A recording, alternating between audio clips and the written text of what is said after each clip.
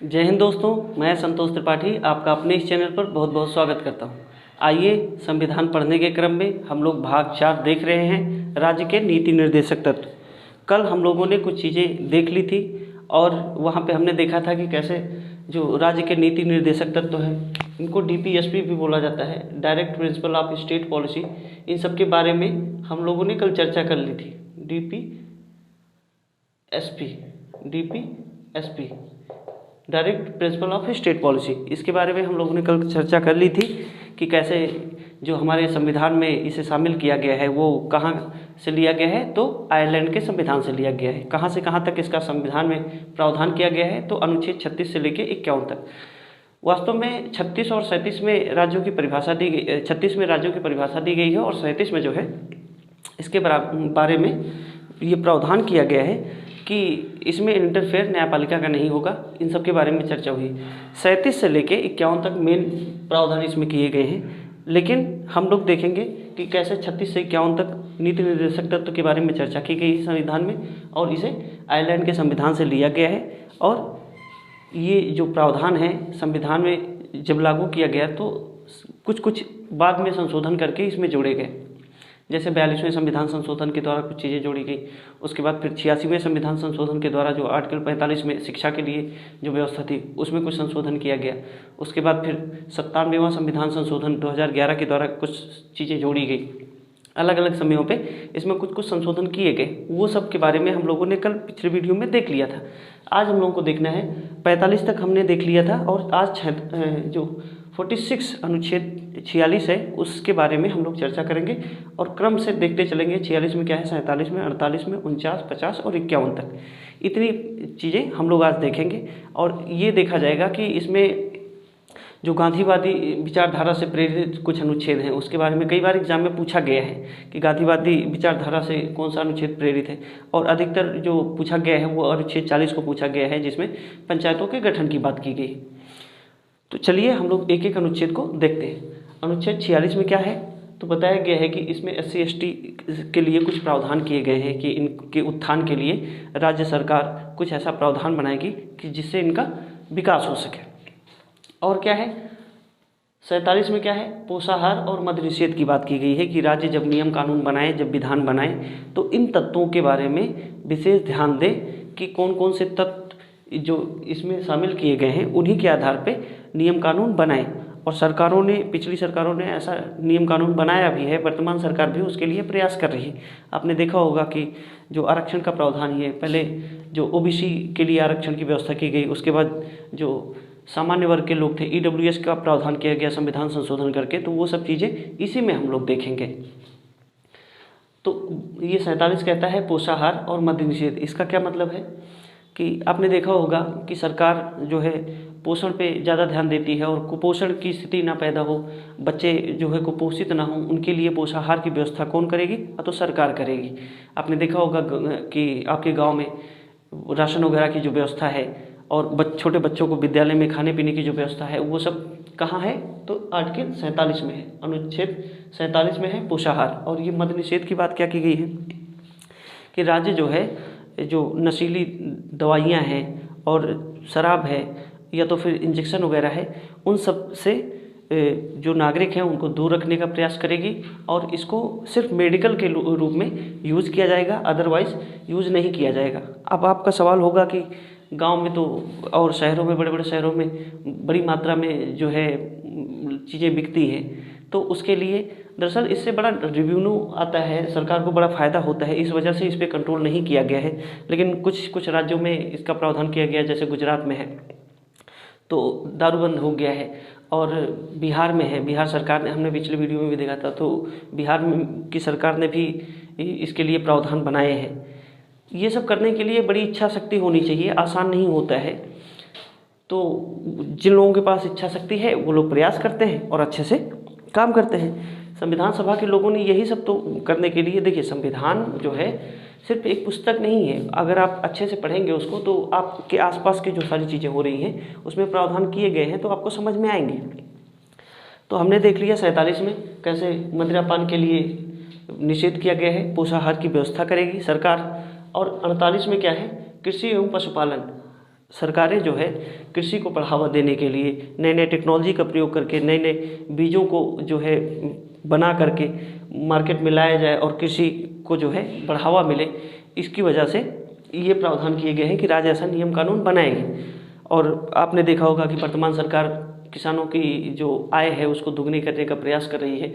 इन सब के बारे में प्रावधान कहाँ किया गया है, तो नीति निर्देशक तत्वों में, किस अनुच्छेद में, आर्टिकल 48 में। कृषि एवं पशुपालन करेगी तो लोगों की इनकम बढ़ेगी और ये इसमें सरकार जो है पार्टिसिपेट करती है, बढ़ावा देती है कि इन सब चीज़ों को किसानों को लाभ मिल पाए और जो नागरिक हैं देश के उनकी आय दुगनी हो, कृषि को बढ़ावा मिले, ताकि खाद्यान्न उत्पादन की जो समस्या है वो ना हो और बड़ी मात्रा में खाद्यान्न का उत्पादन हो और जो देश के नागरिक हैं उनको पोषण अच्छे से मिले। और अगर जो उत्पादन है अगर वो बढ़ता है तो उसको एक्सपोर्ट किया जाता है, उससे देश का भी फायदा होता है।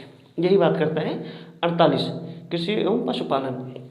और क्या है भैया, 48 का में है पर्यावरण एवं वन्य जीवों का संरक्षण। देखिए इसमें क्या है कि पहले ये अनुच्छेद जो है जब संविधान बनके तैयार हुआ तब उस समय ये व्यवस्था नहीं की गई थी, लेकिन इसको संविधान संशोधन करके जोड़ा गया और कहा गया कि आप पर्यावरण संरक्षण के लिए और वन्य जीव संरक्षण के लिए नियम कानून बनाइए। कौन बनाएगा, तो सरकारें बनाएंगे। आपने देखा होगा वन्य जीव संरक्षण अधिनियम 1972, पर्यावरण संरक्षण अधिनियम 1986, वन्य जीव संरक्षण अधिनियम के लिए आपने देखा होगा कि जगह जगह पे जो होता है कि जो जीव जंतु हैं और जो क्या कहते हैं कि पेड़ पौधे हैं उनका संरक्षण करेगी सरकार, है ना। तो उसी का प्रावधान किया गया है कहाँ, तो 48 का में। कब जोड़ा गया, 42वें संविधान संशोधन 1976 में ये प्रावधान जोड़ा गया। नियम कानून सरकार बनाएगी और इस पर काम करेगी।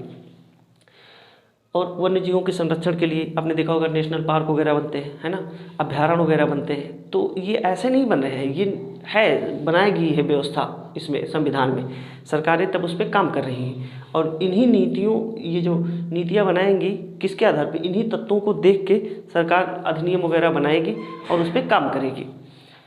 तो चलिए एक बार देखते हैं 46 में क्या है, SC/ST के से संबंधित है। इसमें जो है उनके उत्थान के लिए प्रावधान बनाए जाएंगे। 47 में पोषाहार मद्य निषेध है। 48 में कृषि एवं पशुपालन है। 48 का में पर्यावरण संरक्षण एवं वन्यजीव संरक्षण की बात की गई है।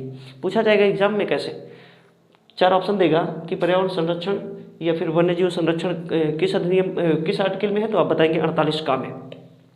पूछा जाएगा पोषाहार और मद्य निषेध की बात कहाँ की गई है, तो 47 में। इसी तरीके से आपका आंसर होना चाहिए। ये संविधान संशोधन भी आप ध्यान रखेंगे। उसके बाद 49 में क्या है, स्मारकों का संरक्षण।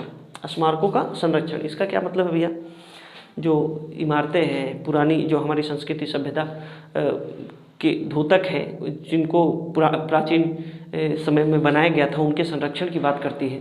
क्या होता है देखना, कुछ लोग होते हैं ना कि जब जाते हैं कहीं घूमने, मान लीजिए कि गए ताजमहल देखने।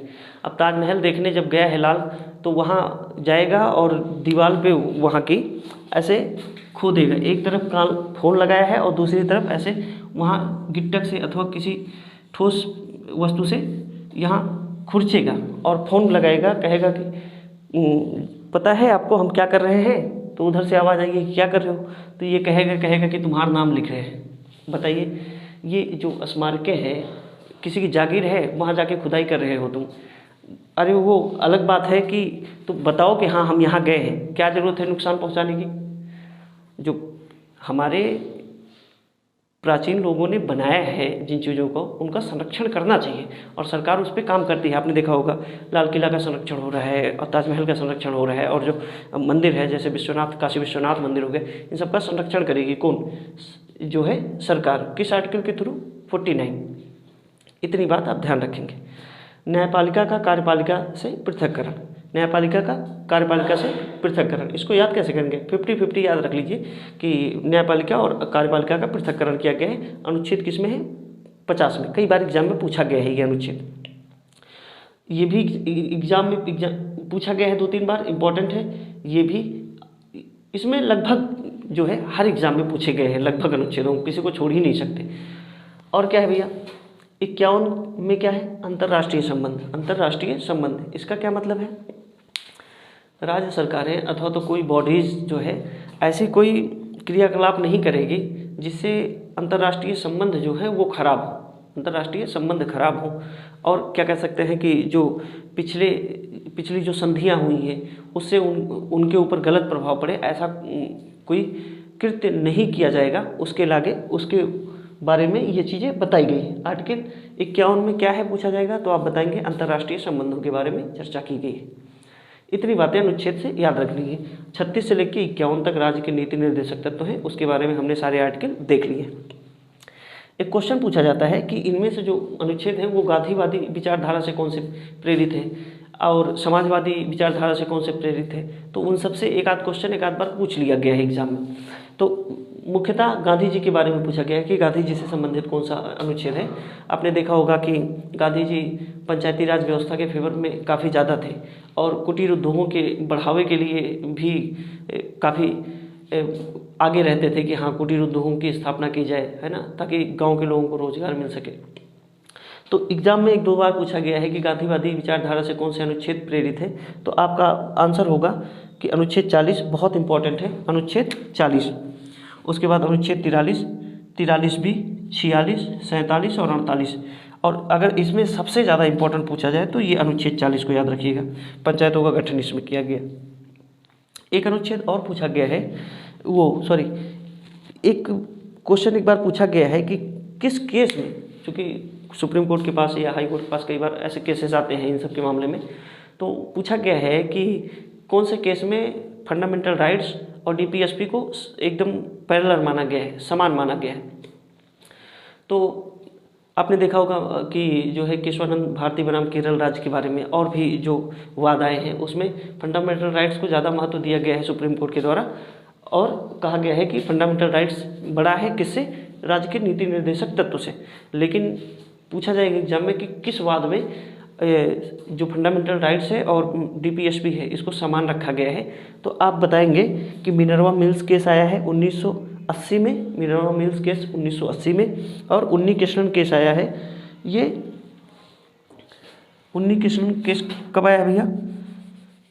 हाँ, एक दो बार पूछा गया है क्या क्वेश्चन कि जो ये वाद है कौन सा, मिनर्वा मिल्स केस और उन्नी कृष्णन केस, इन दोनों केसों में फंडामेंटल राइट्स और डीपीएसपी को समान माना गया है। बताया गया कि ये जो फंडामेंटल राइट्स है और डीपीएसपी है ये एक ही गाड़ी के दो पहिए हैं, अगर समान तरीके से चलेंगे, पैरेलल अच्छे से चलेंगे, दोनों साथ मिलके चलेंगे, तभी देश का विकास हो सकता है और तभी नागरिकों का उत्थान हो सकता है। इतनी बात पे आप ध्यान देंगे। दो केस आपको देखना है, उन्नी कृष्णन केस और ये मिनर्वा मिल्स। एक दो बार क्वेश्चन यहाँ से ये बना के पूछ लिया कि जो ये बना है नीति निर्देशक तत्व, तो इसकी आलोचना भी हुई संविधान सभा में कि कैसे, जब इसके लिए कोई अधिकार नहीं है, कानूनी अधिकार नहीं है, तो इसको बनाने का क्या मतलब होता था। तो कुछ लोगों ने इसकी तारीफ भी की। तो बताया, आपने देखा होगा कि जो हमारे उद्देशिका में जो झलक मिलती है, सामाजिक, आर्थिक, राजनीतिक न्याय और विचार, अभिव्यक्ति, विश्वास, धर्म और उपासना की स्वतंत्रता, कई सारी चीज़ें हैं। और वहाँ आपने देखा होगा कि जो नीति निर्देशक तत्व है उसकी झलक यहाँ भी मिलती है। और क्या है, कुछ लोगों ने कहा कि यदि अगर डीपीएसपी के जो नियम हैं वो अगर सही ढंग से उतारे जाएं और सही ढंग से लागू किए जाएं तो धरती पे जो ये भारत देश है ये स्वर्ग के समान होगा, ये स्वर्ग के समान होगा, इसमें जो नियम कानून बनाए गए हैं। और क्या है, और इसकी कुछ आलोचना भी हुई, इसकी आलोचना हुई, एक बार दो बार एग्जाम में क्वेश्चन बना के पूछ लिया कि केटी शाह ने ये जो नीति निर्देशक तत्व है इसके बारे में क्या स्टेटमेंट दिया है, या फिर ये स्टेटमेंट देके पूछ लिया जाता है कि ये स्टेटमेंट किसका है। तो केटी शाह ने क्या कहा, ये जो नीति निर्देशक तत्व है एक चेक है जो बैंकों में है, उसका भुगतान बैंक संसाधनों की अनुमति पर निर्भर है। मतलब क्या है, मतलब क्या है इसका, कहा गया कि ये सरकार के ऊपर डिपेंड कर रही है कि जो नियम है और यहाँ के जो कानून है वो सरकार के ऊपर डिपेंड है कि सरकार चाहे तो बनाए अथवा तो ना बनाए, है ना। वो एक ऐसा बैंक है, एक ऐसा चेक है, अगर बैंक चाहेगी तो उसे जारी करेगी, अदरवाइज नहीं जारी करेगी। यही बात यहाँ पे ध्यान देनी है। ये कथन किसका है, तो ये KT शाह का है। और एक महोदय है केसी वेयर, इन्होंने क्या कहा है कि ये जो DPSP है लक्ष्य एवं घोषणाओं का पत्र है। इतनी बातें DPSP से ध्यान देनी है। और आपने एक दो बार क्वेश्चन एग्जाम में पूछ लिया गया है कि कंपैरिजन किया गया है फंडामेंटल राइट्स और DPSP का, कि फंडामेंटल राइट्स व्यक्तिगत स्वतंत्रता की बात करता है, ये सामाजिक स्वतंत्रता की बात करता है, कौन? DPSP। और जो फंडामेंटल राइट्स है वो न्यायोचित है और इसके खिलाफ आप न्यायालय में नहीं जा सकते। और क्या है कि फंडामेंटल राइट्स भाग 3 में है, ये भाग 4 में है, वो 12 से 35 तक है, ये 36 से 51 तक है। तो कुछ चीज़ें हैं कि ये फंडामेंटल राइट्स जो है बाध्य युग है और ये अबाध्य युग है। इन सब के बारे में हम लोग पिछले वीडियो में कुछ चीज़ें देखे थे और ऐसे ही कुछ चीज़ें हमने बता दी। अब आप पूछेंगे कि इसका क्या महत्व है। आपने देखा होगा कि सरकार ने कई ऐसे इसी के आधार पे, इन्हीं तत्वों के आधार पे नियम कानून बनाती है और जो भारतीय नागरिक हैं देश के, उनके बारे में, उनके उत्थान के लिए नियम कानून बनाती है। आपने देखा होगा कि गांव में सड़कों की व्यवस्था हो गई, लाइट की व्यवस्था हो गई और राशन पानी की व्यवस्था हो गई, परिवहन की व्यवस्था हो गई। ये सब कहाँ से? इन्हीं चीज़ों को देख के, समझ के, इन्हीं के मतलब कह सकते हैं कि इन्हीं के जो नियम कानून है इसमें जो शामिल किए गए हैं, उसी के आधार पे सरकारें नियम कानून बनाती हैं और उसे लागू करते हैं। तो आप कहेंगे कि इसमें जो नियम कानून है, मान लीजिए कि सरकार अगर नहीं लागू करती है तो अब क्या होगा? तो बताया गया संविधान सभा के लोगों के द्वारा कि हर 5 साल में चुनाव होता है और अगर नीति निर्देशक तत्वों की जो बातें हैं वो सरकारें लागू नहीं करती हैं तो आप क्या करेंगे? तो जब ये वोट मांगने जाएं, आपके यहाँ जब वोट मांगने जाएंगे, चाहे वो सांसद हों अथवा तो विधायक हों अथवा तो आपके जो मुखिया हैं गांव के, वो जब वोट मांगने जाएं आपके यहाँ, तब आप उनसे पूछिए। पहली बात तो अगर आप उन्होंने काम नहीं किया है तो आप अंदर हैं तो अगर वो आए हैं वोट मांगने के लिए, आप उनको वहीं बाहर खड़े करिए, बैठने के लिए कुर्सी भी मत दीजिए। जब खड़े रहेंगे कुछ समय तक, तब आप आके उनसे पूछिए आप लोगों की समस्या क्या है कि गांव के मुखिया जी आए हैं अथवा तो विधायक जी आए हैं, आप जाके पैरवा में फाट पड़ते हैं, अरे भैया आए हैं, कुछ नहीं, उनको बाहर खड़ा करिए और तब उनको समझ में आएगा कि वास्तव में उनकी वैल्यू क्या है। अगर काम नहीं कराते हैं तब उनको उनकी वैल्यू जो है समझाने के लिए एक अच्छा तरीका है कि 5 साल के बाद हर बार आपके यहाँ आएंगे वोट मांगने के लिए, आप उनसे जो है वार्तालाप करिए कि आप क्यों चुनाव लड़ना चाहते हैं। कई लोगों से पूछिए ना कि चुनाव क्यों लड़ना चाहते हैं, तो वो कहेंगे कि गांव का विकास करना है अथवा तो राज्य का विकास करना है, देश का विकास करना है। अरे भैया, बिना चुनाव लड़े भी विकास कर सकते हैं, है ना। वास्तविकता तो कुछ और है। आपने देखा होगा कि एक जो है गांव का मुखिया होता है, वो 5 सालों में आपको पता भी नहीं कि उसको कितना पैसा मिल जाता है और वो 4 व्हीलर से घूमता है। तो वो सब पैसा कहाँ से आता है? जो प्रावधान किए गए हैं ना, इसको सही ढंग से लागू नहीं किया जाता और वहाँ से पैसे अपनी जेब में जाते हैं। और सिर्फ उनकी गलती नहीं है। आपने देखा होगा ग्राम प्रधान की सिर्फ गलती नहीं होती है, उसमें आप जैसे लोग, हम जैसे पढ़े लिखे लोग, आप जैसे पढ़े लिखे लोग जाते हैं, ADO BDO CDO बनते हैं और उनको जो है ब्रह्म ज्ञान देते हैं कि ताकि वो कैसे गांव में उपद्रव कर सके, कैसे उनका शोषण नागरिकों का हो सके। तो ज्ञान देने वाला पढ़ा लिखा शिक्षित ही होता है ना। तो उसमें गलती नहीं है। गांव के जो नागरिक हैं अथवा राज्य के जो नागरिक हैं अथवा तो देश के जो नागरिक हैं, है ना, उन सबको अपने अधिकारों और कर्तव्यों के प्रति जागरूक होना पड़ेगा, तभी देश का उत्थान हो सकता है। और ये सारी चीज़ें सरकार भी चाहती है कि लागू करे और कुछ चीज़ें लागू भी हुई हैं, ऐसा नहीं है। आपने देखा होगा कि महिला वर्ग के लिए नियम कानून बनाए गए हैं, OBC के लिए आयोग गठित किया गया है, महिला आयोग गठित किया गया है, मानवाधिकार आयोग गठित किया गया है और उन सब के बारे में नियम कानून बना के और देश को सुचारू रूप से चलाया जा रहा है। अब हमको आगे क्या देखना है? आज हमने नीति निर्देशक तत्व पूरा देख लिया है। अब बचा है फंडामेंटल राइट्स और नीति निर्देशक तत्व जो है, इसके बारे में कंपैरिजन करना है और इसके आधार पे कुछ नियम कानून बनाए गए हैं, उसके बारे में हम लोगों को देख लेना है। आज इतना ही रखेंगे और कोशिश करेंगे कि अगले वीडियो में ये टॉपिक कंप्लीट हो जाए और उसके बाद हम लोग सीधे भाग 4 का में आएंगे।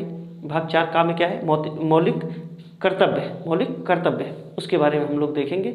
चलिए आज इतना ही रखते हैं, मिलेंगे अगले वीडियो में, तब तक के लिए जय हिंद।